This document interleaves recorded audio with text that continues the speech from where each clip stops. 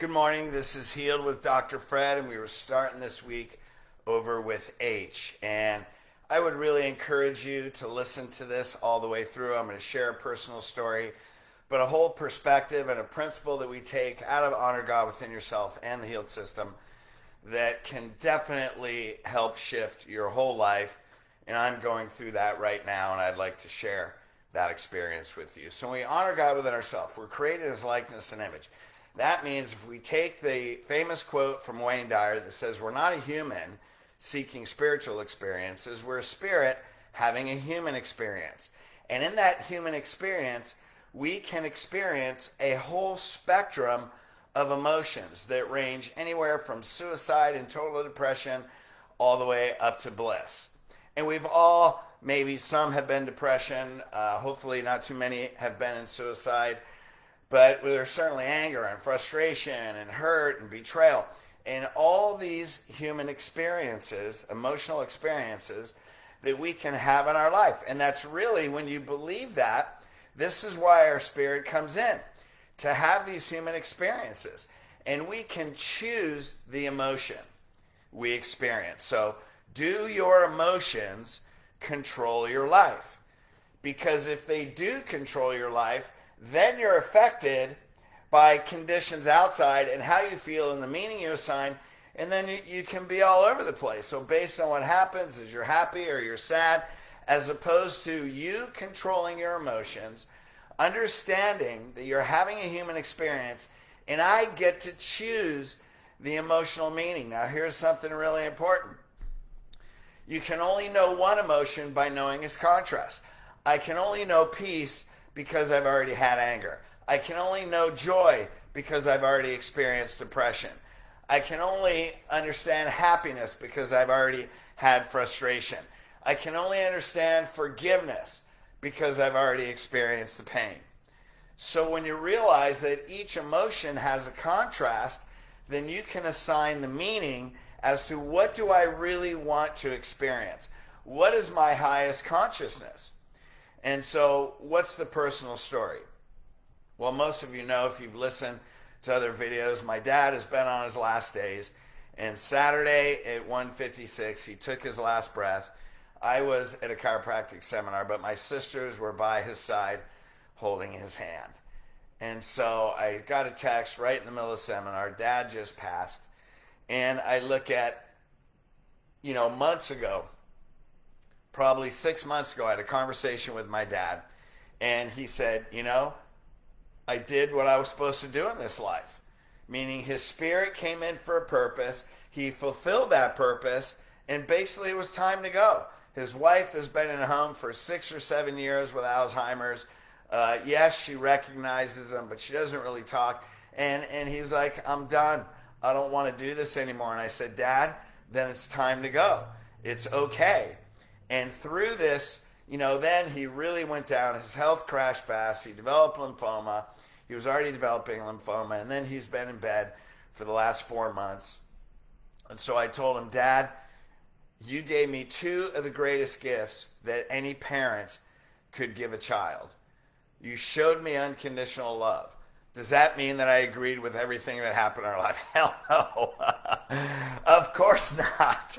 Of course I don't agree with it. But did I know he loved me unconditionally? Absolutely. And we were raised immigrant Italian home. We were raised Catholic. But I did grow up with a relationship with God. And that relationship with God is how I made it through my wife's passing, is how I made it through every challenge, is how I own my own business. It's how we go through relationships, and knowing the unconditional love of God, which is exercise loving yourself and others, which that took time. So every day I kissed him. I told him I love him like it was the last kiss. And it turns out that I did give him his last kiss. Now, what do I experience? Because I went through watching my wife take her last breath, okay? She was 46. 45, excuse me. She didn't want to go. She fought all the way to the end to be able to watch someone that had regret. Because 3 weeks before she died, she sat in the bathtub and cried out loud and said, I don't know if I did what I was supposed to do in my life. That was my reference point. That was my wife. To watch a person with an unfulfilled purpose die with regret, try and fight every ounce of energy until there was no more life force in her, take her last breath, be right next to her, and go through that whole process for months was devastating. Okay, it was hard. So when it comes to my dad, now he's 89 years old. He would have been 90 in 4 months. So basically 90 years old. He's in his 90th year. He fulfilled his purpose. He was at peace with God. Even though he was Catholic, there was a couple shaky beliefs in there. He was at peace. And so while my sisters cry on and off and they deal with it, I'm like, I feel good about it. Now, is there sadness? Exactly. Have I been tired the last few days? Yeah, because inside there is sadness, yet when I feel the sadness, but then I look at the contrast. To be sad, then I can experience joy. I can have joy that I had a father that loved me, that even though we couldn't have a conversation about emotion or anything like that generation, dads they went to work, they provided for the family. If you have something you want to talk about, talk to your mom. And it's not that I needed anything to talk about with my dad. I wanted him. Dad, how do you feel about your life? How do you feel about the fact that you're dying of cancer? When you look back, what's the most valuable thing in your life?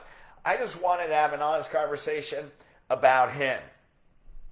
I didn't need that. And so it's all good. He didn't really know how to communicate like that. But now when I have the sadness, I can also shift my perspective into joy. Then when I feel joy, I can perpetuate that. What else did it teach me? That we're here for a purpose. And when I saw him laying in bed at 80, almost 90 years old, I thought, man, when I'm 90, will I look back on my life and say I did my best? I believe I would. I fulfilled my purpose. Will I be in that position? I feel confident that I would, but we have so much more to do. I'm 60 years old. How many people know the older you get, the faster the years go? So we have a finite amount of minutes. Let's love each other. Let's honor God within ourselves. Let's take that spiritual purpose that we're created for, and let's go out with love and help other people. How do you get out of depression? By contributing and helping other people. Let's use contribution as a way to bring joy. Let's understand that we're here to experience a whole spectrum of emotion, and we can choose. So our emotions aren't running our life, but we have the capability, the power, the emotional and spiritual intelligence to know that any moment I can choose. And if I can see from a different perspective that I can bring light, I can bring love, I can bring more joy into the world, and by the time we're laying on that bed or whatever we're doing, that we can be able to transition in peace because we knew we functioned at a higher level. So thank you for listening to that story. I love you guys. Let's take over our emotions and let's radiate joy and love into the world. Love you guys. Thank you.